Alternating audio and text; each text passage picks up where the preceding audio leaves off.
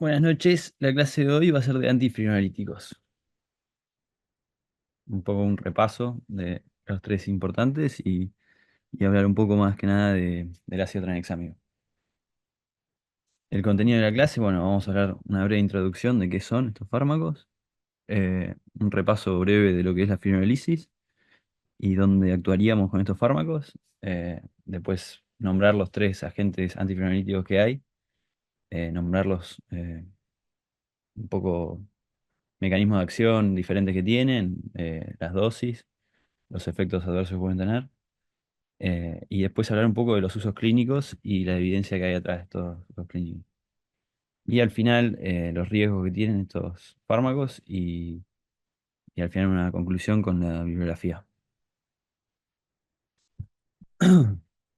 Bueno, como introducción, decir que los agentes antifibrinolíticos se utilizan comúnmente como parte como de una estrategia integral del manejo de sangrado, principalmente para reducir reducir las transfusiones y reducir los eventos adversos como trae el itaco o otros eventos adversos relacionados con lo que son las transfusiones. Em, Nada, decir que a pesar de que hay un papel bien establecido y por eso les puse ahí los dos estudios grandes que hay eh, sobre el uso de ácido tranexámico principalmente, que esto, el CRASH y el WOMAN son los que mejor evidencia tienen. Son estudios randomizados, clínicos con muchos pacientes, más de 20.000 pacientes. Y nada, nombrar un poco cuáles son sus beneficios. Eh, pero bueno, entender que persisten como algunas dudas sobre el riesgo de las convulsiones y las preocupaciones teóricas sobre sus efectos protrombóticos. Bueno, acá está la otra parte de la fibrinolisis, que hablar un poco de la cascada de coagulación y cómo se forma la trombina. Eh, Tener en cuenta que es un proceso fisiológico, la fibrinolisis, catalizado principalmente por lo que pueden ver ahí, la plasmina. La plasmina es un producto formado por el plasminógeno que se une al activador tisular del plasminógeno y lo que hace es que se une al óvulo de fibrina y lo degrada, em, lo que va a limitar el tamaño del coágulo. Elimina el exceso de depósito de fibrina en la lesión vascular. Y como pueden ver ahí, dónde actúa el tranexámico, o el ácido aminocaproico, y dónde actúa la proteína. Después igual voy a hablar un poco de cada uno. Tener en cuenta ahí tenemos una imagen del rótem sobre qué parte vamos a actuar, ¿no? Principalmente sobre la análisis. Tener en cuenta, ¿no?, que después de un traumatismo grande, una cirugía mayor, va a haber una generación excesiva de lo que es esta plasmina, que va a limitar la capacidad de regular la fibrinolisis. Em, y tener en cuenta que el exceso de fibrinolisis va a ser un factor contribuyente al sangrado, coagulopatía y respuestas inflamatorias. Bueno, los agentes fibrinolíticos, como bien dije antes, se usan para contrarrestar lo que es la fibrinolisis excesiva.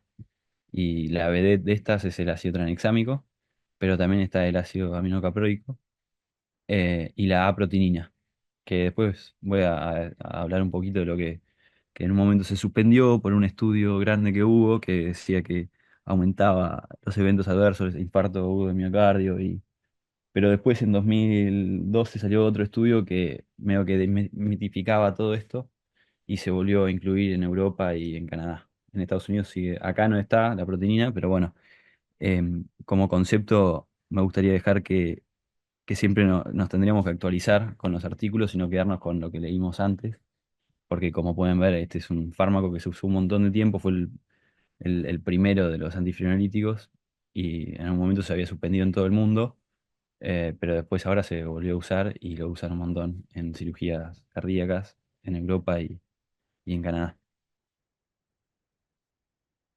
Bueno, ahí están los tres agentes utilizados. Eh, el mecanismo de acción, como pueden ver ahí en este diapo, o sea, como esquemático, el plasminógeno y el activador del plasminógeno, que es el TCA. Y lo que vamos a hacer con El ácido tranexámico es un análogo de la lisina. Se une a la parte del plasminógeno y inhibe la unión a la fibrina.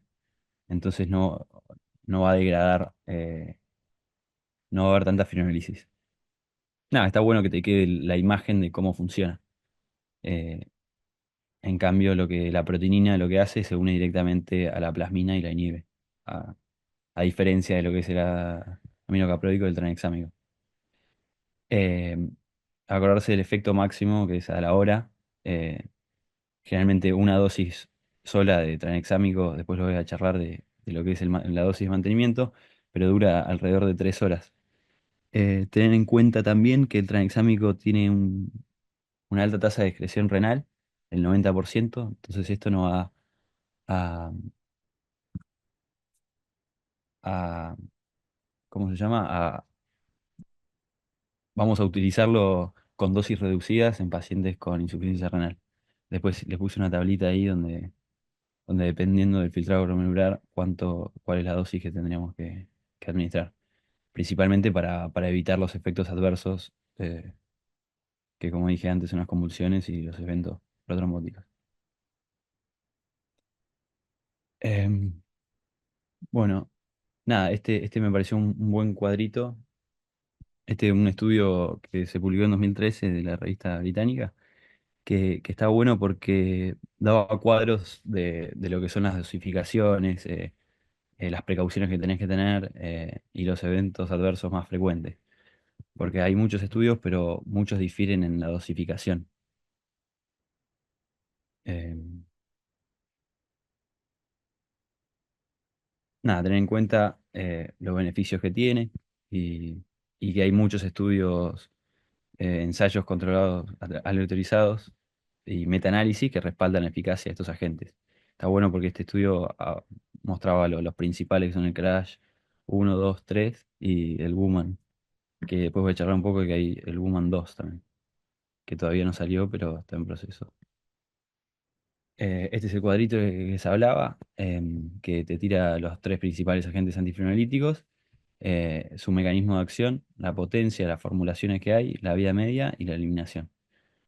Em, Ahí está, que pueden ver que son análogos de lisina, previenen la escisión en plasmina y su unión a coágulo de fibrina. En cambio, la proteína es un inhibidor específico de la plasmina, pero también inhibe otras enzimas. Acá un cuadrito definía cuál es una dosis alta, de una dosis baja, que es importante porque antes, o sea, hay estudios que vieron que la dosis mayor a 30 miligramos kilo aumentan los eventos adversos, y no mejoran eh, las transfusiones o disminuyen el sangrado. Nada, después le pongo este cuadrito en el publisher, pero para que lo tengan a mano, que la dosis alta, después vamos a ver en lo que es en los otros estudios que hablan principalmente de a quién le vamos a dar una dosis alta y a quién le vamos a dar una dosis baja, dependiendo de los factores de riesgo y que es una escala, que después la voy a poner. Y como pueden ver ahí, los eventos adversos, que los más preocupantes son las convulsiones y los eventos protrombóticos, pero bueno, después los estudios demuestran que son mucho más seguros y en muchos pacientes se administró este fármaco sin tener estos eventos adversos que tanto nos preocupan. Em, Nada, tener en cuenta, ahí está lo que dije, lo de la proteinina, que se retiró del mercado en 2008 y se levantó la suspensión. Es algo que no tenemos acá, pero nada, está bueno como un ejercicio mental de no quedarse con lo que estaba antes y siempre actualizarse. Una particularidad que tiene el ácido tranexámico, que no solo es endovenoso, sino que se puede usar tópicamente, oral. Y un estudio que me pasó Santi muy interesante, que para las cirugías de otorrino, donde se usa en forma nebulizada. Después voy a charlar ahí al final un poco del estudio ese, que no tiene alto grado de evidencia, son casos reportes, pero que está bueno y tiene pocos eventos adversos y es algo que podríamos implementar. Este otro cuadrito me lo pasó un compañero, muy bueno de su clase, que nada, está en el Publisher si lo quieren ver, las diferentes dosis para diferentes tipos de cirugías. Y como pueden ver ahí, hay una dosis oral, dosis endovenosa, dosis tópica. Voy a ir hablando de esto cuando hable de los usos clínicos. Este artículo me pareció interesante también, que era como del 2022, hablaba de las aplicaciones, limitaciones del ácido tranexámico, pero que resumía toda la evidencia disponible actualizada. eh, que también hablaba sobre las dosificaciones, los eventos adversos y la disminución de sangrado y disminución de transfusiones con P's bastante significativas. Eh, y nada, como para dejar en claro que las tasas de eventos adversos son muy bajas eh, con respecto a lo que son las convulsiones. Después lo vamos a ver que muchos tienen que la epilepsia es una contraindicación para el ácido tranexámico por el efecto inhibitorio que tiene sobre el GABA y excitatorio de glicina. Em, pero se vio que no es una contraindicación absoluta, sino que tendríamos que monitorizarlo con electroencefalograma, pero que salió un artículo del 2017 eh, de, de cirugías craneofaciales de pediátricos y varios pacientes eran epilépticos y igual se lo administraban. eh, Tener en cuenta que este evento adverso se da cuando se llegan a dosis muy altas, generalmente en cirugías cardíacas de 50 a 100 miligramos kilo, y con una dosis de 10 miligramos kilo no tendríamos estos eventos adversos. Bueno, este otro cuadrito también estaba en este estudio que me pareció copado porque habla de, de que la mayoría de los estudios que se realizan, que tienen buena evidencia, hablan de una sola dosis al principio, pero también mantenerla, o sea, hacer una dosis de mantenimiento. O sea, como pueden ver en el trauma agudo, que es 1 gramo eh, en las próximas 4 o 8 horas. Entonces, no quedarnos siempre con la, la dosis única. Bueno, después voy a hablar un poco de las recomendaciones estas que dicen que en las primeras 3 horas disminuye la mortalidad y el sangrado y que después se vio en el Crash 2, que después de las 3 horas aumenta la mortalidad. Entonces, a tener en cuenta eso de cuándo fue el trauma, la dosis que le vamos a hacer. Pero bueno, como pueden ver, la mayoría tiene una dosis de mantenimiento, los estudios grandes, ¿no? Y ahí pueden ver que bueno, las concentraciones plasmáticas son diferentes para cada paciente, ¿no? Dependiendo del riesgo de sangrado que tiene. Eh, Nada, vamos a hablar un poco de neurocirugía, cirugía ortopédica, obstetricia del estudio Human. Eh, y bueno, ahora vamos a la parte de usos clínicos y la evidencia que hay. Eh, este es el estudio que les hablé, el Crash 2, que bueno, tener en cuenta que la introducción de esto habla de que el tercio de los pacientes que nos llegan con traumatismos graves son coagulopáticos al llegar al hospital y que la presencia de esta coagulopatía aumenta la mortalidad del paciente en más de 4 veces. El daño endotelial, isquemia tisular secundaria al trauma activan el sistema fibrinolítico que contribuye a la coagulopatía. Este Crash 2 fue un ensayo clínico aleatorizado multicéntrico en un montón de países que comparó a más de 20.000 pacientes adultos con traumatismo de hemorragia significativa. Eh, a casi 9.000 le dieron tranexámico, un bolo de 1 gramo, seguido de una infusión de 1 gramo durante 8 horas, contra placebo, ¿no? Y lo que observó este estudio, que fue bastante grande y tiene buena evidencia, buena calidad de evidencia, que se observó una disminución en la mortalidad por todas las causas en un plazo de 28 días y la muerte por hemorragia en los pacientes que recibieron tranexamen. Después un análisis de seguimiento demostró que el beneficio era mayor cuando se administraba en la primera hora del trauma y que paradójicamente aumentaba la mortalidad cuando se administraba después de las 3 horas. Y bueno, con esta evidencia medio que se extrapoló al resto de las especialidades, pero el estudio que más evidencia, mejor evidencia tiene es este. Después de eh, este estudio no incluyó a los que tenían TEC, traumatismo encefalocraniano, y entonces empezaron el Crash 3, eh, que nada, incluyó a casi 12.000, más de 12.000 pacientes con TEC contra placebo, tratándolos dentro de las 3 horas. Eh, y en los pacientes tratados dentro de las 3 horas hubo una disminución en lo que es muerte relacionada con la lesión. Eh, pero nada, tener en cuenta eso, que tiene buen grado de evidencia y que demostró que en traumatismos cráneoencefálicos graves disminuyó un montón la mortalidad. Eh, y lo que aclaró también, que es algo que generalmente se le tiene miedo, que el riesgo de eventos eh, oclusivos vasculares fue similar en los dos grupos. Y también lo que nos preocupa, el riesgo de convulsiones, también fue similar en los dos grupos. Y como interpretación de este Crash 3, muestran que el ácido tranexámico es seguro en los pacientes con TEC y que el tratamiento dentro de las 3 horas posteriores a la elección reduce la mortalidad eh, asociado a este.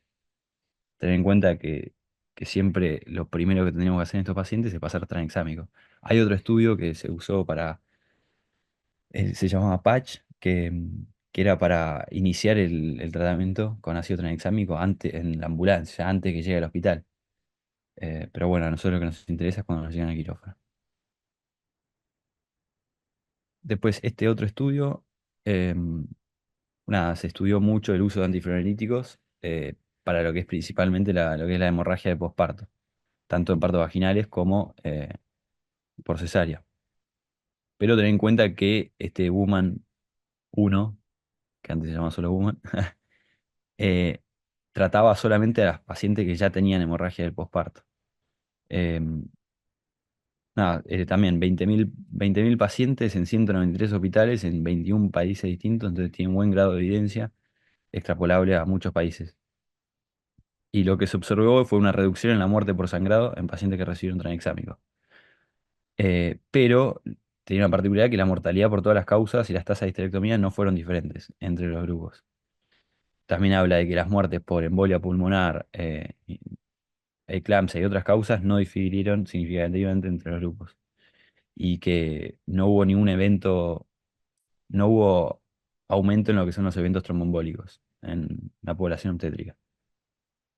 Eh, Tener en cuenta también que la mayoría, hablaba también este estudio de que muchos de los efectos adversos es porque por la inyección intratecal en estas pacientes, que las ampollas a veces son parecidas a las de la UPI y nada, ten en cuenta eso, de que siempre fijarte la ampolla que estás cargando.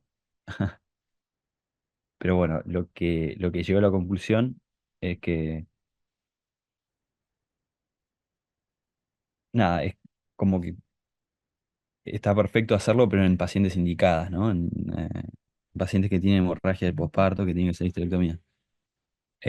Y ahí llegaron a lo que es el segundo trabajo, que es el Woman 2, que era para ver si administrando en pacientes que todavía no tenían hemorragia del posparto, podía disminuir esta incidencia. En pacientes que ya estaban anémicas. Todavía no salieron los resultados, pero está en proceso.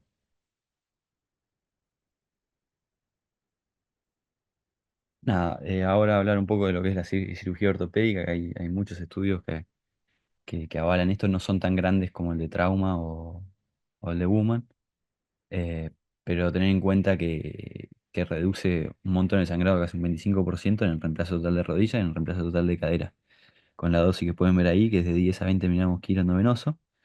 No hubo un aumento en los eventos tromboembólicos, disminuyeron las tasas de transfusiones en casi un 70%. Y hay varios estudios que avalan lo que es la combinación endovenosa con intraarticular, que sería de manera tópica, ¿no? Em, Nada, es poner de 1 a 3 gramos en 100 mililitros de fisio y irrigar lo que es el cierre antes de cerrar. Em, pero nada, como que lo que llevaría a esto es que es una disminución en lo que es los eventos adversos que nos preocupan porque sería localizado.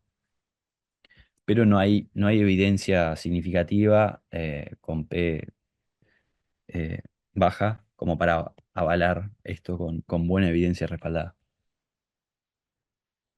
Eh, Nada, ten en cuenta que toda cirugía ortopédica va a llevar a una, puede llevar a una coagulopatía o una hiperfibrinolisis. Entonces, eh, tener en cuenta este fármaco en este tipo de cirugías.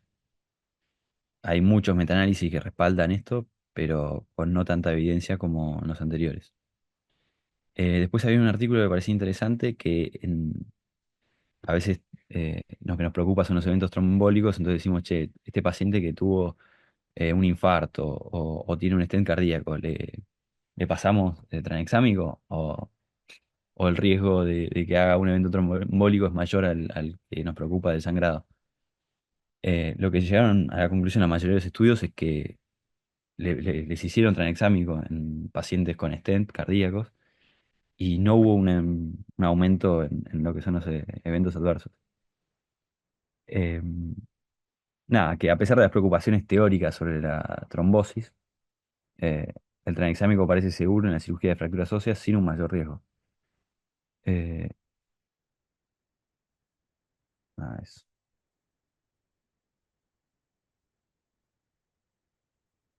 esto es lo que dije.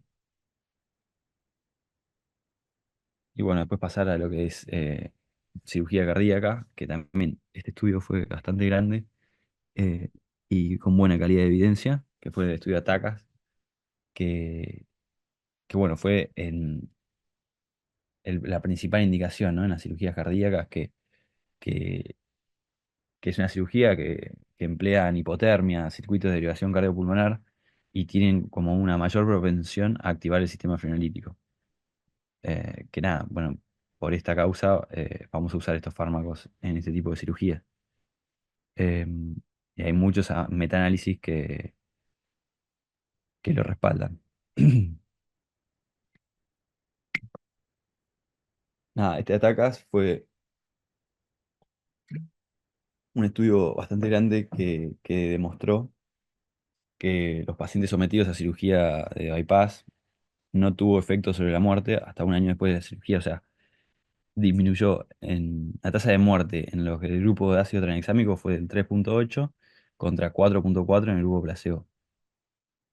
Y disminuyó la tasa de infarto y accidente cerebrovascular y muerte a un 14,3% comparado con el placebo, que era un 16,4%, con una P significativa. Acá también podemos utilizar lo que es la administración tópica de ácido tranexámico eh, de una manera parecida a la que dije antes. 2 gramos diluidos en 50 y regar todo el campo. También tiene una particularidad que eh, demostró que las dosis arriba de 50 miligramos kilos estaba asociado a un, a un aumento en la tasa de convulsiones. Pero lo que no estaba bien claro era si era por el fármaco o por evento trombólico por la misma cirugía. Por eso hubo una revisión después, eh, que nada, medio que dejó en duda eso, eh, o sea, el mecanismo de acción de las convulsiones en este tipo de pacientes. Pero nada, aumentó casi 4 veces supuestamente la tasa de convulsiones en los pacientes cuando usaban dosis de 50 a 100 miligramos kilo, o sea, 10 veces más la dosis que administramos generalmente. Después Gonza me había pasado esta escala que me pareció interesante para ver a quién le pasamos la dosis baja, o sea, de 10 miligramos kilo, o a quién le pasamos la dosis de 30 miligramos kilo, y a quién vamos a usar una dosis de mantenimiento bastante más alta. Nada, para que la tengan también está en el publisher, que se llama la escala atrás, que toma un montón de predictores y riesgo de sangrado y nada, función renal, en que te lo va a dividir en dos grupos, eh, y que en el alto riesgo de sangrado, el TRAS mayor o igual a 3 va a ser la dosis alta, que es de 30 miligramos kilo. Y ahí dice 10 pero creo que hasta 16 miligramos kilo hora. Y como pueden ver ahí, la evidencia no es tan buena con respecto a lo que es la aplicación tópica. Pero bueno, tener en cuenta que no tiene muchos efectos adversos y, y que son pacientes que tienden a estar muy coagulopáticos, por todo lo que dije anteriormente. Bueno, después hablar un poco de la neurocirugía con respecto al ácido tranexámico. Em, Tener en cuenta que se puede utilizar con esa dosis para reducir las pérdidas, transfusiones intraoperatorios, pero ten en cuenta que nunca se va a usar tópicamente. Em, También había un tema de que supuestamente estaba contraindicado en lo que son las hemorragias supraracnoideas, pero hay muchos estudios que lo avalan con buena evidencia, que hasta disminuyen el, el resangrado sin aumentar el riesgo de eventos isquémicos o cerebrales. Eh, pero bueno, sin embargo, su uso es limitado debido a estas preocupaciones. Em, pero nada, necesitan estudios más grandes como para poder utilizarlo en estas situaciones.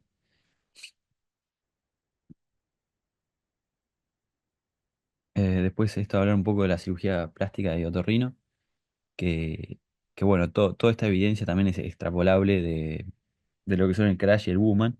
No hay, no hay muchos que avalen con buena cantidad de pacientes y una buena P como para poder utilizarlo. Pero me pareció interesante esto del tópico, de cómo la solución de Klein y cómo armarla. eh, que nada, como pueden ver ahí, es poner una ampolla de ácido tranexámico, 500 miligramos en solución salina con lido y adrena. eh, pero nada, esto está, demuestra que que es seguro y eficaz, que no vamos a tener eventos adversos. Y nada, disminuye también el uso de transfusiones. Lo que me pareció interesante, lo que me pasó Santi, es este caso de que usan en pacientes, básicamente lo que plantea es una hipótesis que el tranexámico es efectivo en lo que es el manejo de las hemorragias orofaringias. Eh, Esto medio que lo extrapola de algo fisiológico que dice que a nivel de la orofaringe hay una alta concentración de plasminógeno y baja concentración de lo que son los inhibidores intrínsecos que vimos en una segunda diapo. Em, y dice que la realización, que es poner en pacientes que eh, pesan menos de 25 kilos, 250 miligramos, o que pesan más de 25 kilogramos, poner una ampolla en 10 de fisio y nebulizarlos. eh, lo que dice, o sea, ahí son como 15 casos de reporte, pero a lo que llega es que esto podría proporcionar como ventajas claves porque va a poder alcanzar sitios anatómicos aislados que no tienen mucho flujo, pero que sangran. eh, Porque se vio que la concentración en estos sitios, cuando la pasamos endovenosa o oral, es muy baja. Entonces esta alveolización del ácido tranexámico, eh, nada, va a permitir una mejor entrega de concentraciones suficientes del fármaco al sitio activo de la hemorragia, en comparación con las otras. Después, hablar un poco de los riesgos, como ya venimos nombrando. Eh, lo que nos preocupa principalmente son los eventos tromboembólicos, las convulsiones. Eh, pero bueno, como pueden ver ahí en el cuadrito, no hay datos que demuestren un efecto protrombótico perjudicial en las dosis que tenemos, que usamos generalmente. Hay muchos ensayos clínicos que dieron dosis hasta 30 miligramos y no hubo un aumento en las complicaciones trombóticas en un montón de tipos de cirugías. Em, y nada, hablar un poquito del riesgo de las convulsiones, tener en cuenta que no es una contraindicación per se. em, pero nada, el mecanismo sugerido, como ya nombré, es la excitación neuronal por antagonismo competitivo de los neurotransmisores, de GABA principalmente. Y ahí está lo que decía yo, que en el metaanálisis se asoció como un riesgo de 4 veces mayor de convulsiones clínicas, pero en contexto de dosis de más de 50 miligramos kilo. Eh, y nada, en 2017 salió este grupo de colaboración en cirugía craneofacial pediátrica, eh, que usó pacientes con antecedentes de convulsiones y no vio un aumento en este evento adverso. No, los trastornos convulsivos no son una contraindicación para el uso de tranexámico, en niños y adolescentes. Pero bueno, tener en cuenta igual que no hay, como es un evento adverso poco frecuente, no se necesitarían estudios más grandes como para ver realmente cuál es el riesgo. Recomiendan en pacientes que tienen antecedentes usar un electroencefalograma para poder detectarlos antes, ¿no? Eh, pero nada, tener en cuenta eso, de que la dosis que lo usamos no es una contraindicación. Bueno, y ahí puse algo de la proteína, pero nada, no está disponible acá, pero tomarlo como un ejercicio mental de lo que nombré antes. Y nada, nombrar que es la contraindicación absoluta, una de las pocas, hay otras, pero que no están fundamentadas con buena evidencia. Esta sí es en un evento tromboembólico activo, que tenga una TBP o un TEP activo. Y tener en cuenta en ancianos y en pacientes con falla renal, ajustar la dosis. Como pueden ver ahí, pasa de 10 miligramos kilo cuando tenés un filtrado de menos de 10. O sea, de más de 10 es la misma dosis, pero cada 24 horas, y en menos de 10 de filtrado molecular va a ser la mitad de la dosis. Eh, Nada, y como conclusiones, tener en cuenta que todos los fármacos reducen significativamente la pérdida de sangre perioperatorio, es muy rentable, segura, y, y nada, tener en cuenta eso de que la mayoría de los estudios están hechos con dosis de 10 a 30 miligramos kilo, no pasarnos de esa dosis, pero tener en cuenta por la farmacocinética que tendríamos que asociarlo siempre a una dosis de mantenimiento, que va de 1 a 10 miligramos kilo hora, dependiendo de la cirugía, ¿no? También está demostrado que tiene un cierto efecto antiinflamatorio que ayuda a atenuar el síndrome de respuesta inflamatoria sistémica. Y nada, tener en cuenta esto de tener especialmente cuidado en pacientes con falla renal, ancianos o con antecedente de epilepsia. Pero acordarse que no es una contraindicación absoluta. Acá está la bibliografía con todos los estudios y nada, estamos.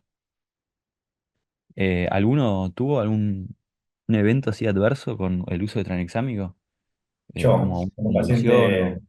en el único paciente que hicimos infusión continua, siempre en todos los cardios, acá en España, en todos se le hace una dosis de bolo al inicio y después no se le hace mantenimiento. El único paciente que le hicimos dosis de mantenimiento en el IGA tuvo 2 o 3 episodios compulsivos en el postoperatorio. Mirá. Así que yo Te- personalmente la dosis de tení- mantenimiento nunca vi mucha bibliografía contundente que la vale, a la de bolo sí, pero la de mantenimiento ahí está medio, entonces yo pero personalmente no la uso. Pero el Crash y el Woman, o sea, justo el Woman no, pero el Crash habla de esa dosis de mantenimiento, como que todos los que usó, los 20.000 pacientes, estaba como indicado esa dosis de mantenimiento. Em, no sé cuánto usaron para hacer el mantenimiento, o si tenía antecedentes de convulsiones, qué cirugía era. Una CRM en un tipo sin antecedentes de nada, solamente tabaquista, hipertenso, esas cosas que tienen los Claro, cardiopatas. y la dosis hicieron de mantenimiento, hicieron en el cebado también de la bomba, Hicimos, no, porque no, la también hicimos, estaba asociado a eso, ¿viste? Que, solamente ah, la hicimos nosotros. Solamente hicimos el bolo nosotros y una dosis de mantenimiento, que no me acuerdo en este momento porque fue hace como un año y pico de qué dosis claro, le hicimos mantenimiento, pero daba tengo, de 1 a 16 miligramos kilo hora y nosotros le hicimos en el borde más bajo, por ejemplo, que le hemos hecho 2 miligramos kilo hora, una cosa así. claro. Eh, y así todo el tipo compulsivo en el postoperatorio. Así que bueno, yo Había un personalmente no la estudio suelo que hablaba de usar eso y no. de que a veces como que el efecto inhibitorio sobre el GABA, medio que lo enmascarás con todo lo que es la anestesia general. Y que después cuando se levantan le sacás todo eso y queda ese estímulo excitatorio sobre las neuronas. Pero por la poca experiencia que tuve en cardio con los pediátricos, las dosis que les hacen son altísimas. Son tres inyecciones de dosis muy altas, de casi 30 miligramos kilo, después otro de 20 en el cebado, y después un mantenimiento. Em, Nada, me llamó la atención eso. Yo también tenía entendido como que, viste, la típica, haces un gramo en bolo ahí arriba, no hacerlo rápido, ponerlo en 100 y pasarlo en 10 minutos, porque ahí te produce hipotensión, pero que la mayoría de los estudios que avalan, o sea, con buena cantidad de pacientes, les daban esa dosis de mantenimiento. O sea, puede ser que no, que le tengas miedo a las convulsiones y eso, pero eh, entendiendo como la farmacocinética y los estudios estos que avalan su uso, generalmente son con la dosis de mantenimiento. Y la dosis de mantenimiento es muy bajita comparado con el bolo inicial que le haces. Eh, Nada, no sé. Obvio que cada uno se queda con lo que quiere, pero me pareció interesante esto de que, viste, yo tenía entendido que también todos los estudios eran con un solo gramo y no, la mayoría del crash de 2 3 todos con dosis de mantenimiento. Como diciendo por la farmacocinética del fármaco, que tiene un efecto pico a la hora y que a las 3 horas ya no tendría el efecto. Obvio que supuestamente estos estudios dicen que tendrías que seguirlos con un ROTEM a todos los pacientes, eh, porque vos no sabés qué actividad tiene, todos los fármacos son titulables en cierto sentido, entonces eh, a veces capaz estaríamos sobredosificando o infradosificando y no estamos enterados. Eh, lo ideal sería eso, seguirlo con un ROTEM, rombohilastrograma. Pero bueno, ¿algún Sí, otro?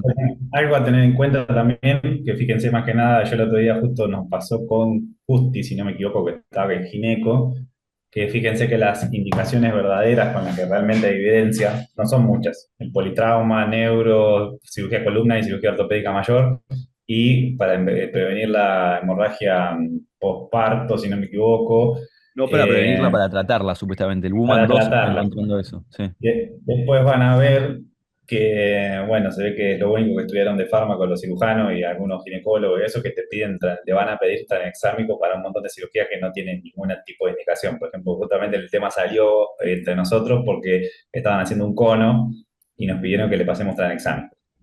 Mm.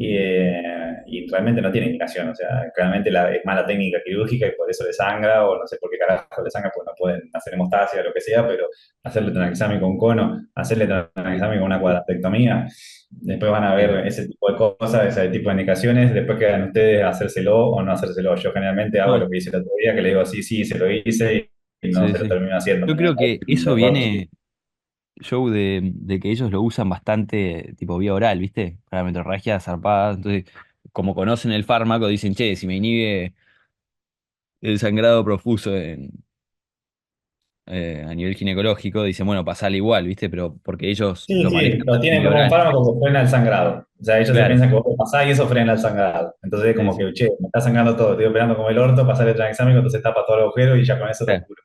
Es como que sí, yo creo sí. que lo ven de ese lado, pero realmente no tienen indicación para ninguna de ese tipo de cirugía. Se lo van a No, no. pedir, si ustedes Totalmente se de lo quieren acuerdo. hacer Se o lo no. piden porque lo conocen nomás, pero no saben la indicación concreta de que no se da para un cono. Eh, Sí, me pasa también que me lo piden para las mamas, cuadrantectomía o cosas así, mastectomía, cosas que no tienen indicación tampoco. El otro día creo y que para bueno, una cuadrantectomía me pidieron, sí, para la cuadrantectomía me pidieron que le haga un examen. sí, Le digo, por eso, así, porque lo tienen en la cabeza, porque lo usan a nivel, viste, clínico.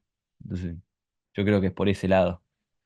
Eh, pero bueno, me pareció bueno este Woman 2 que va a salir el año que viene, como que trataría de prevenir la hemorragia del posparto y ahí tendríamos indicación de usarlo. Que el Woman 1 medio que excluyó a las pacientes esas, ¿entendés? No sé, pero nada. así que bueno, yo creo que estuvo buena la clase, con Bueno, buena gracias. evidencia y me gustó. Es bueno recordarlo y siempre tener las guías de las dosis, la verdad que de mantenimiento difieren mucho y no sé si hay alguno de los estudios que vos viste que te diga una dosis un poco más exacta, porque yo me acuerdo cuando la busqué en ese momento, creo que en serio me decía de 1 a 16 miligramos, una cosa así muy amplio el Sí, rango. no, ese amplio era porque era una cirugía cardíaca o una cirugía de trauma. Fíjate que estaba acá. Acá estaba las dosis que nombraba el artículo este de 2022. Em, Estaba bueno porque te ponía las concentraciones plasmáticas dependiendo de qué riesgo de sangrado, ¿viste? Em, pero nada, la evidencia supuestamente mostraba que, o sea, el Claro, ves, crash y por todo el ejemplo, dice resto. de 2 a 16 miligramos kilo hora, o sea, una dosis que tú decís la concha de lora, de 2 a 16 Sí, miligramos sí, kilo es, hora, 2, es 6 un mundo de o 11 diferencia. o 16. Sí. Pero en el trauma agudo, ponele es 1 miligramo kilo hora. Lo que, generalmente lo que había usado ponerle en neurocirugía era, viste, ponerle dos ampollas en una jeringa de 10 y ponerla en el de Remy que lo arrastre y le pones 1 mililitro hora en una cirugía que va a ser de, ponerle 12 horas como me han tocado, eh, como ponerla ahí, ponerla a 1 mililitro hora para mantener como el- el- la concentración plasmática efectiva durante toda la cirugía, porque vos le haces un bolo al inicio de la cirugía y a las 3 horas se fue el efecto y, y nada, es una cirugía larga que está constantemente eh, haciendo más Sí, sí, fibrinolisis, ¿entendés? te Por entiendo, eso. te entiendo. Igual las dosis que dan, por ejemplo, de mantenimiento de neuro son ultra Ahí está, de bajas. 0,5 a 2 miligramos kilo hora. 0,5, o sea, el otro te da 16 miligramos Sí, kilo y te da 0,5, o sea, prácticamente nada es lo que le pasa. Y la dosis de carga también es baja, está en un sí, rango bajo de cosas. O sea, un paciente de 70 kilos le tendría que hacer 700 miligramos, ni siquiera tendría que hacerle dos ampollas. sí, O sí, sea, como, sí, sí, imagino que debe ser por el riesgo, mayor riesgo de convulsiones que tiene un neuro al que tiene un cardio. claro, sí, sí. Pero nada, Pero tener en bueno. cuenta eso, de que si no te pasás, no llegás a las dosis altas de un cardio, no hay evidencia que avale que haga convulsiones, ¿entendés? Como que entiendo lo que decís vos, que te pasó y la dosis de mantenimiento capaz no era tan alta, pero nada, la mayoría de los estudios tienen el uso de la infusión continua, nada más. Como que me pareció interesante eso, nada más. Sí, ahora generalmente, bueno, para mí todo bien. Ahora generalmente hace rato que hay tan exámico que suele haber, cuando yo estaba en primero o segundo, hubo como unos cuantos meses que no había tan exámico y había aminocaploide. Así que no sé si pusiste las dosis acá o no en el Sí, pub, agregala como para que acá, las mirá, tengan. acá está Ahí la está. dosis. Bolo de 100 miligramos kilo. A pensar que es 10 veces, o sea, casi 7 veces menos potente, entonces la dosis va a ser mucho más alta. em, y nada, o sea, tener en cuenta que tiene más de tasa de insuficiencia renal aguda. Pero nada, ahí está, ahí puse la dosis, la voy a poner en el PAP, que es de 100 miligramos kilo, y después la infusión continua, que está así, porque tiene menos vida media, es de 30 miligramos kilo hora. Sí, es Y una cagada. Si pueden no usarlo mejor, pero no sé si un día se encuentran en el hospital y que les cae un politrauma y no tienen no tiene. tranexámico y tienen esta porquería, usen eso antes de no usar nada, preferir usar. Y después si se van a España o algo, pueden usar la proteinina, y ahí le puse la dosis. Ah, ya no tenía, en Tecnon No por lo tenía. menos no la vi, Me pareció solamente interesante porque usábamos la tranexámico dosis, en el cabo. claro, son unidades inhibidoras de calicreína. Nada, me puse a chusmear y la ampolla tiene 500.000 unidades y tendría que pasar 2 millones, más o menos, y seguirlo con una infusión continua. Pero nada, ten en cuenta eso.